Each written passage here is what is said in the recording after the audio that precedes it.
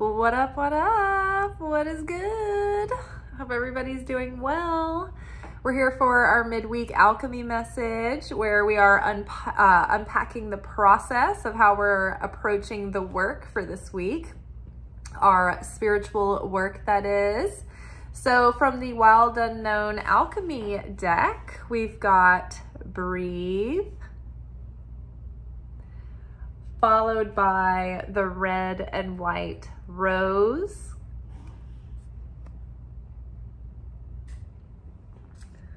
followed by wise salt.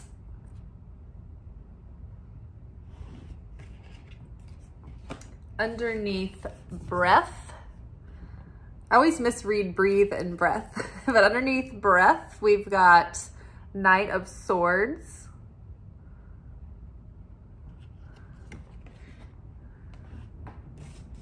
underneath the red and white rose, we have got the Star card.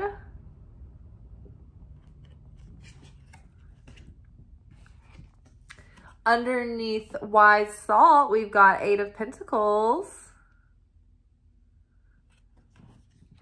And then to cap everything off, we've got Two of Wands. So I love this. This is a really nice continuation of the conversation that we started on Monday. It's as if like we've been going through this university as spiritual students, like in soul school. And we're sitting in like sitting before a panel of our professors and advisors and the dean of the school and all those people, and they're going over our scholastic career, our scholastic portfolio, and we're reviewing the work that we've done over the last several years.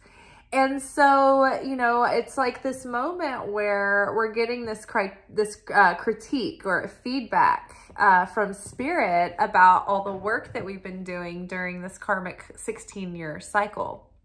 And Spirit is, you know, giving us a lot of reassurance and validation that we've done, you know, we've made a dedicated effort and that we've come a long way and that we've gone through a lot and we've seen a lot, but we've grown so much and our hearts have grown so much, even though they've been through quite a lot. And that's the thing though, is that life throws a lot at our hearts. And the thing that determines what kind of person we're going to turn out to be, you know, if we're going to have a villain origin story or a hero's origin story, is if we choose to take that darkness and take that bitterness and let it mature and grow into sweetness and take that darkness and turn it into light. And this is more complex than just, you know, bypassing our grief and our anger. You know, in order to turn our bitterness into sweetness, we have to first go through that darkness. We have to let ourselves surrender to those feelings and those thoughts and let ourselves go there and see, you know, who we are fully, 360 view. And then it's only from there that it can be healed, that it can be transformed, that it can be evolved, right? We can't just heal dirt that we sweep under the rug and never look at. We really have to face it. We really have to get our hands dirty. And so that's what we've been doing. You know, like the terms dharma and karma had come up in my, you know, thoughts in the last couple of days. And karma, well, dharma is like aligning with your life's purpose, like aligning with that higher expression of yourself, aligning with your potential. It's the destined life that that's being held aside for you, right? But in order to get to that dharma of living in our purpose, we have to do the work. We have to heal. We have to atone for the darkness that we've done, whether in this life or other lives. And so that's the karma process. That's the karmic process where we go through seasons of judgment and storms and difficulty. And it takes us through a process that transforms that selfishness or that competitiveness or our anger, right? And it softens us back into a being closer to what we were before the world put shells of programming around us, right? Before we were disappointed or hurt or scared or, you know, presumably abandoned in some way, right? So it's like we're getting back to that person within. And so this moment right now that we find ourselves in within the process, it's like we've been working so hard. We've been hard at it, you know, sleeves up. All right, I'm in the lab. I'm going into my pain. I'm going into my anger. I'm going into my laziness. I'm going into my fear and my doubt, my insecurity. So we're so used to really digging in and doing all this hard work and this big overhaul. And now that we find ourselves in a moment where we just need space to breathe and let it all integrate. You know, there's a rhythm, right? We work. We can't just work, evolve all the time. It's like we do some work and then we let it integrate and we embody that new version of self and we live in that state of being until we have plateaued in that level of consciousness and we begin to stagnate. And then the shit starts stirring again. And a little bit of chaos starts erupting and we've got a little bit of pressure from the universe and a little bit of upheaval, right? And then we have to rise to the occasion and we're doing that work again and we're in there and we're digging deeper and we're having a profound revelation. And then that's integrating and embodying, right? And then we live in that state for a while at that level. But right now we've just come through a phase of work,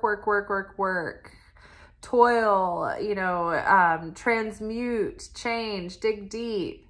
And so now it's like we've been running. And now we're at the end of the race and we've had like so much momentum built up that we're like, it's hard to stop, right? It's like, you got to slow yourself down. So this is a moment for, you know, maybe a few weeks, maybe a couple of months, who knows? But there's a transitional period between the ending of this last era of our lives and the beginning of this new cycle, this new chapter, this new story, this new era that's about to begin, where we just get to kind of take a breath and relax and let the wisdom integrate that we have gained and let our dreams ruminate of what's to come right around the corner. And you know, it's giving us time to just relax and take it all in and be proud of how far we've come and be excited and anticipate, you know, the mystery of what lurks around the corner. We don't know exactly what's next, right? And appreciate just spending some time with the people that you love, that you need to catch up with, that you haven't seen in a while. When you're in these trials and tribulations, sometimes it can put you in a box or in a tunnel.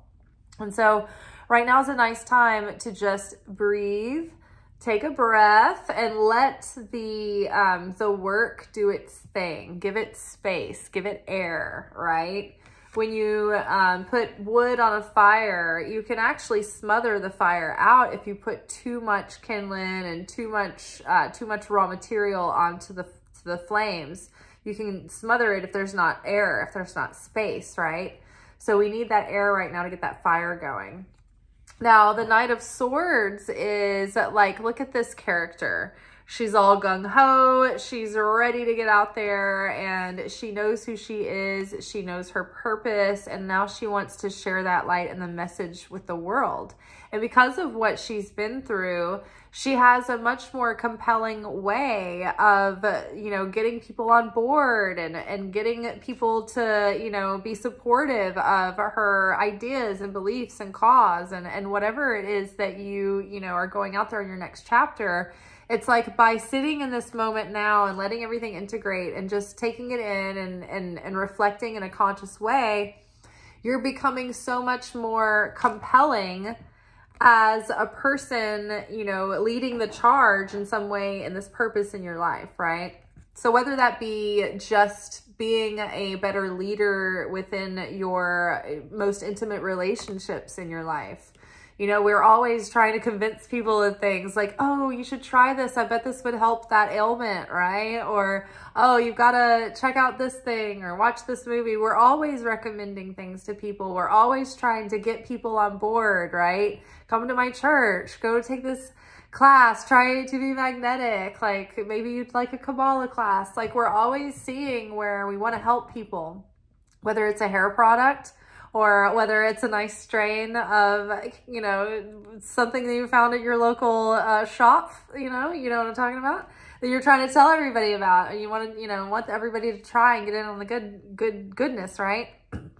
What's most frustrating is that sometimes people are like, oh yeah, and they're not convinced, and they don't take your word on it, and so they miss out on something that you know that they would really love, and so you're like, oh, I wish I could be more convincing, right?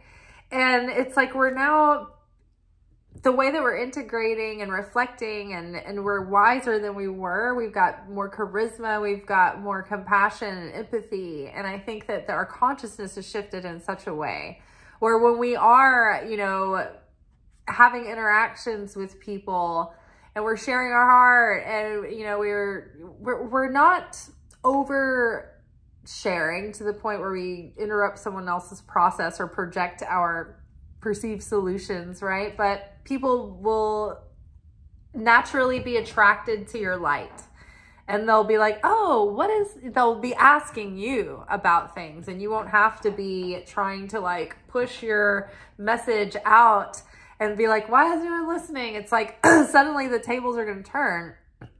You're just going to be integrating and doing your thing and feeling whole, and your light's going to be coming out. You're just going to be radiating this new consciousness. And that is going to be what's going to be so compelling to people, because your vibration has shifted.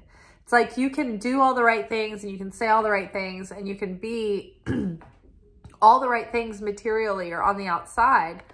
But people, even though they don't know it, and even though the universe is like always reading your vibration.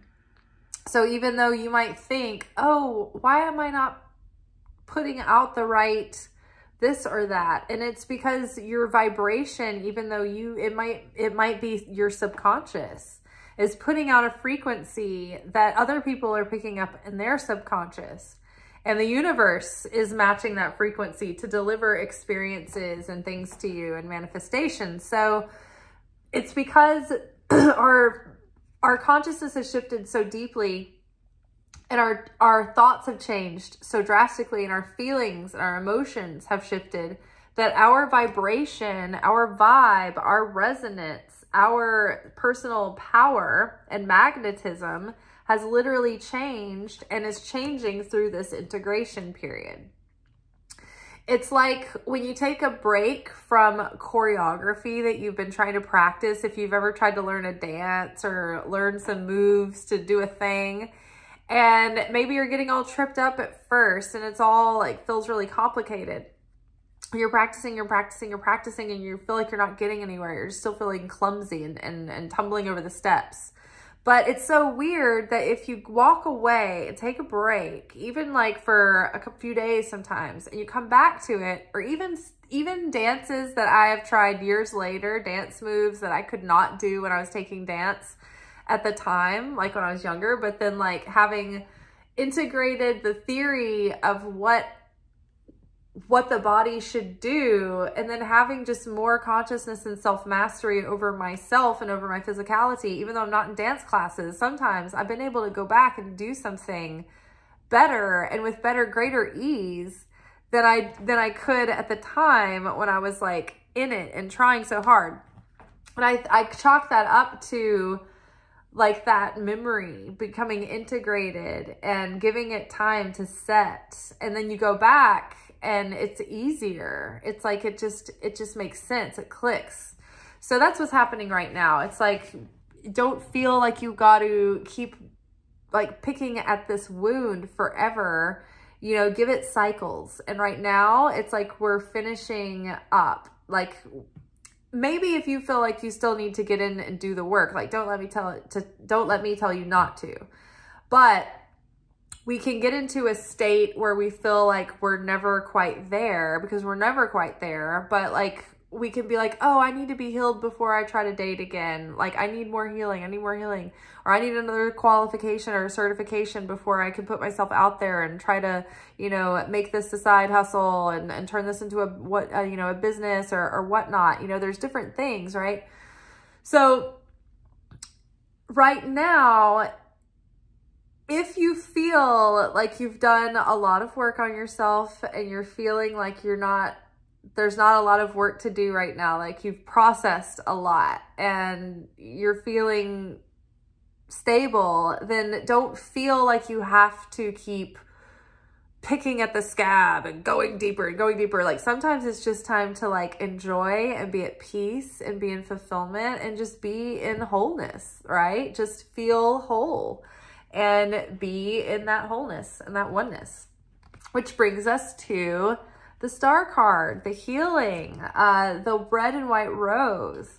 This is like, okay, so the rose is such an example. It's so deeply symbolic in alchemy, because the bloom is all of the beauty and the gems that you get from doing the work, from being the seeker, from going through life's experiences and letting them break you open, and then exploring yourself deeper and deeper, and going into those uncomfortable places, and feeling all that pain and that anger and the grief and the disorientation and the confusion and the discomfort of it all.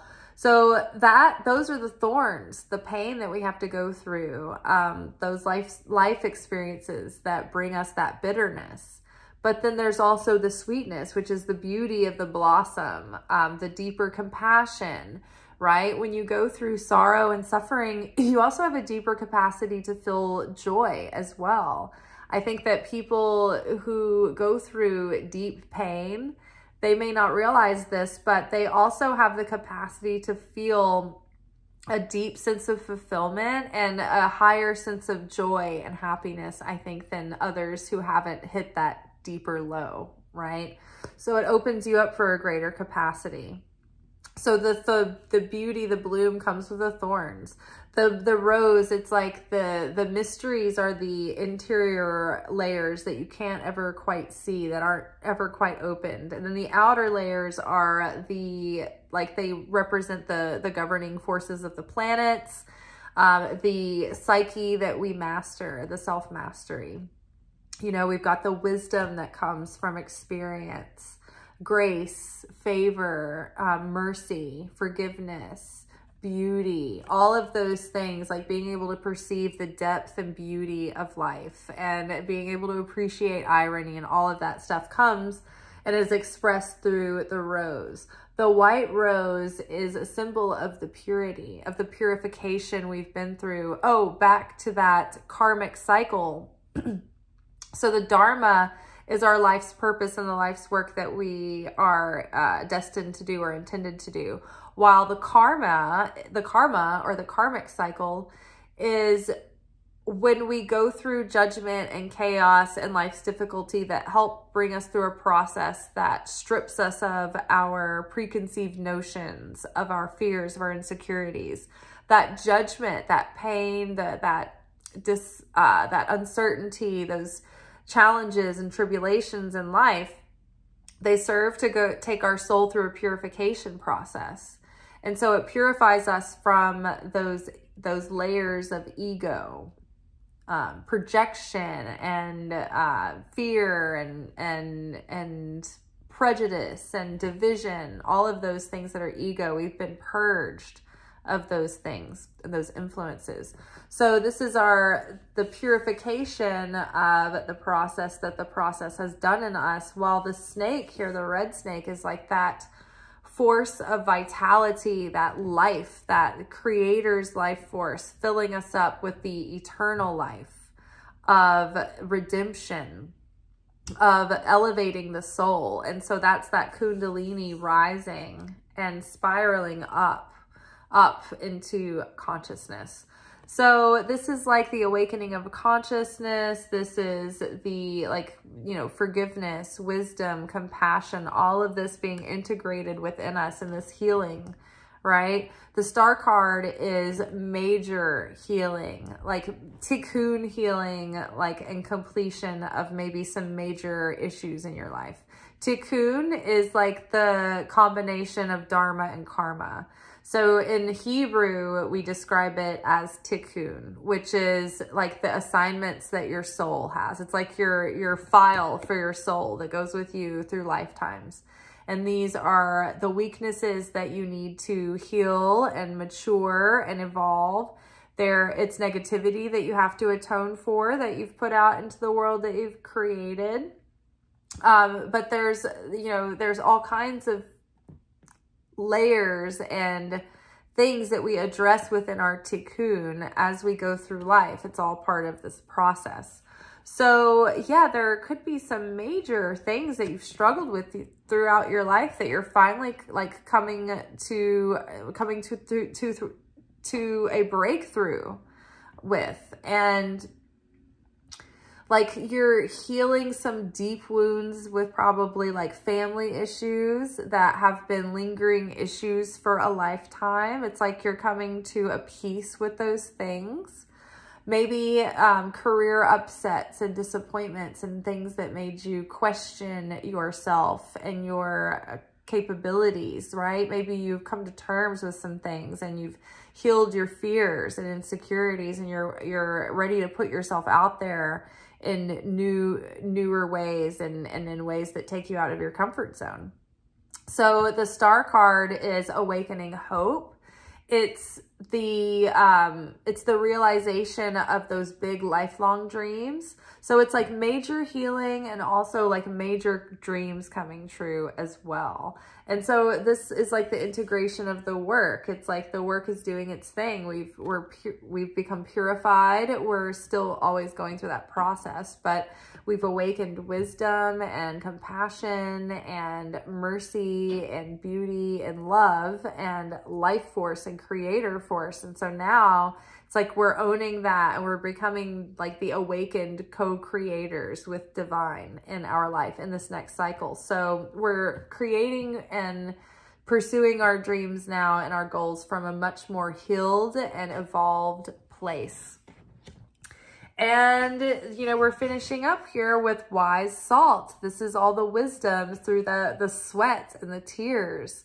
It's no mistake that the salt, that wisdom is paired with salt, right? Because it denotes this imagery of having to like toil and crying is salt, sweating is salt, right? Salt of the earth. It's the preservation and the healing and the flavoring, right? And so after everything that we've come through in this process, Eight of Pentacles is the apprentice. It's the student. It's long-term projects that we put like consistent, devoted effort into.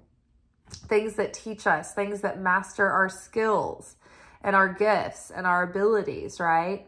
And like, see, she's painting the butterfly wings, which is interesting because she's using her artistic skills to paint these beautiful, realistic wings that are the symbol of the completed, you know, epiphany or the completed transformation and metamorphosis.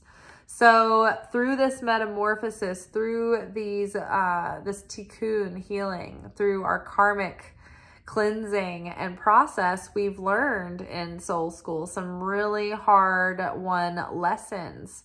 But now that we've got them, we've really integrated them and they've become part of our salty flavor, right? Part of our thick skin and our grounded sense of sturdiness and our deep sense of fulfillment, right?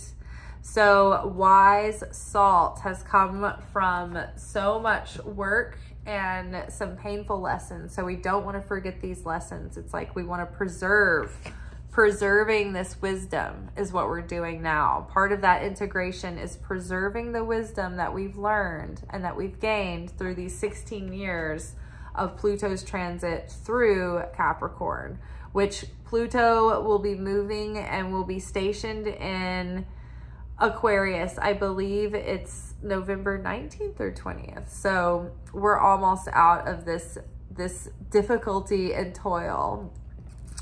And then here we have Two of Wands to finish everything off. And I love this. This is kind of back to the breath here. Taking a breath. Like this girl here is sitting on her rooftop of her house. It's like the hero hasn't left the village yet, but she's got the whole world in her hands.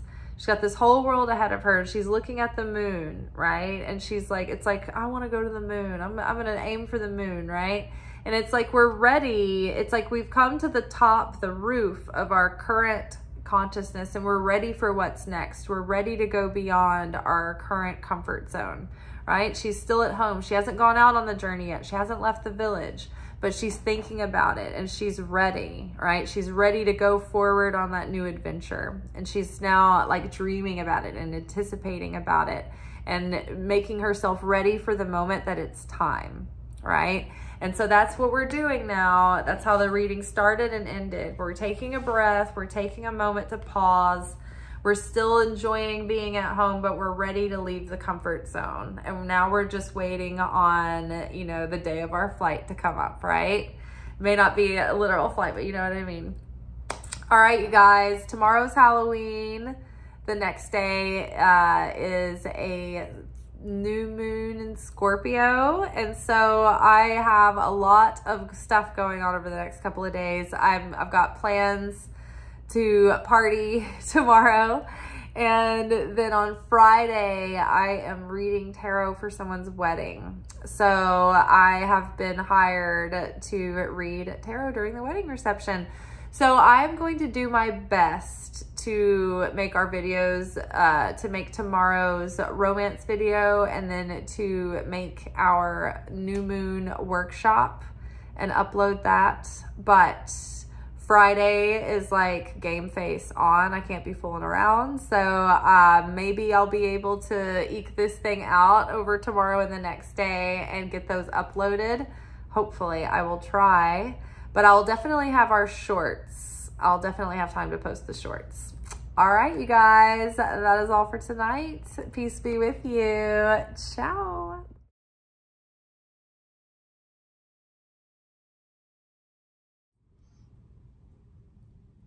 Thank you for watching. If you enjoyed this video and you got something out of it, then please give it a like. Subscribe to the channel.